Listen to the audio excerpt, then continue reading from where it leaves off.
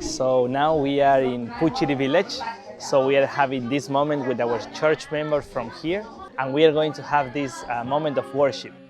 We have been training them in order to study the Bible by themselves and worship God by themselves, just in case if one day we are not here. So now let's just enjoy of the program.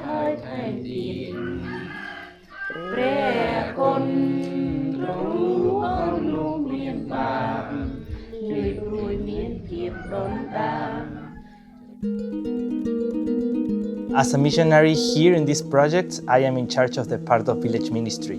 We are working specifically for the villages in Mondulkiri. They are Bunong, so they are an indigenous tribe and they have different culture, different costumes from the Khmer.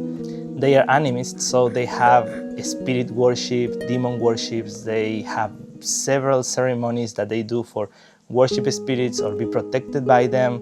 When they have weddings, they have animal sacrifices. When babies are born, the same thing.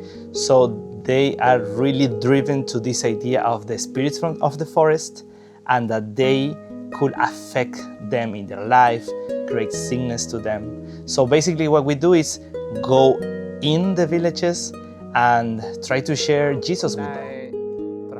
Try to share with them that Jesus is the complete sacrifice, but He is also the creator of the world.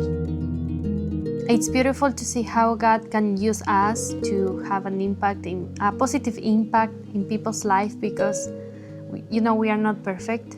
I am thankful because in the mission field, I learned how to depend on God 100%. I have learned to kneel down and depend on God in everything and pushing through.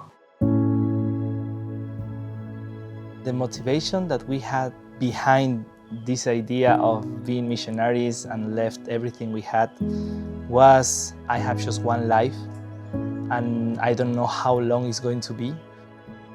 When I was a child, I wasn't an Adventist. I had a really rough childhood. I never had my father present there with me. That created many problems for me that I am even carrying now. My main support and strength at that moment was my mom, but then when I was 13 years old, she had a sickness and she died. Of course, being a kid, you think that these bad things will never happen to you.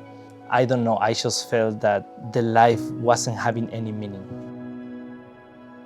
In the moment that I meet the church and I meet the people there, they gave me that purpose again, and I found these wonderful people that they will be there for me. Basically, the church adopted me. I felt that all that love was coming from something above, not just from the people. So my promise to Jesus was basically, you saved me, because if it wouldn't be for you, I don't know where I would be.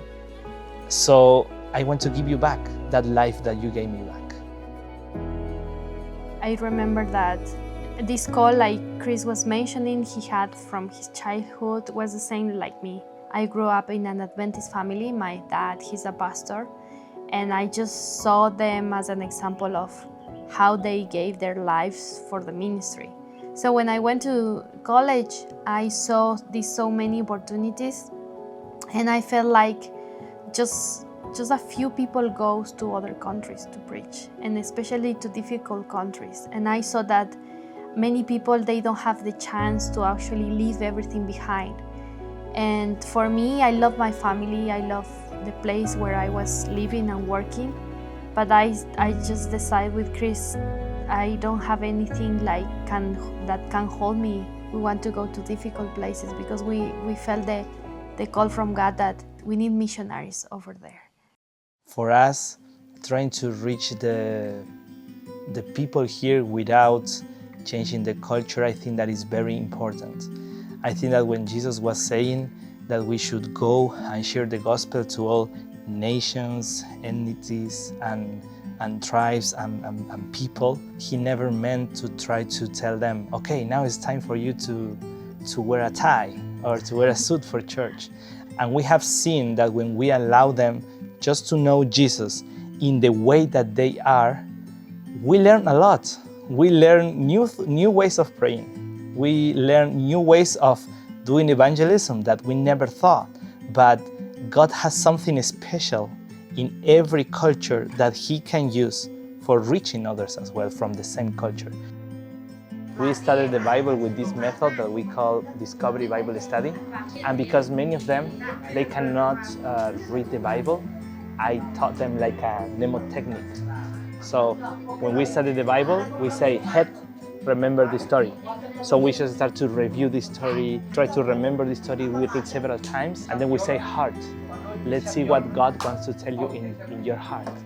So the question we try to answer is, what this story means? What does the story say about God? What does the story say about people? How this can be related in your life? The last question is hence, what I am going to do with this? So what we ask is, what are you going to change in your life now? With who are you going to share with? That's basically what we teach them, Discovery Bible Study. And so far they are doing very well. And the best thing is that they don't need any paid professionals to do it. Our goal or our end vision for Village Ministry, we already have a clear picture of how it looks like. And that is, we have 92 Bunong villages, at least in Mondulkiri, and we would love to have one congregation in every Bunong village. We know that that is not going to happen if we are the ones in charge of the work, but if we prepare other people from the culture, insiders, that they can actually go and look for their own ones. So the clear goal that we have and the way that I see that we can reach the whole Bunong tribe, or at least to give them all the opportunity to know Jesus, is if we can have a small congregation, a small house church in every Bunong village. I know that the Bunongs will do it. I am sure of it, and I believe God is guiding them towards that.